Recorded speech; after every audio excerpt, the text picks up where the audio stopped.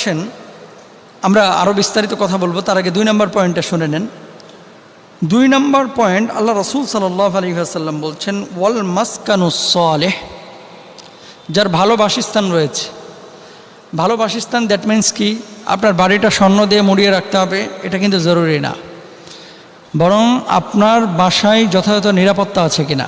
কেমন নিরাপত্তা? আপনার সন্তান সন্ততি পরিবার পরিজন পর্দার সহিত চলতে পারছে কিনা,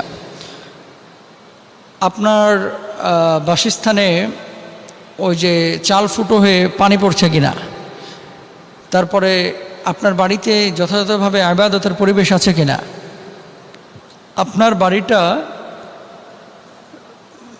ইবাদতের জন্য উপযুক্ত জায়গা কিনা। ভালো বাড়ির সংজ্ঞা কিন্তু অনেকভাবে আমরা সংজ্ঞায়িত করে থাকি।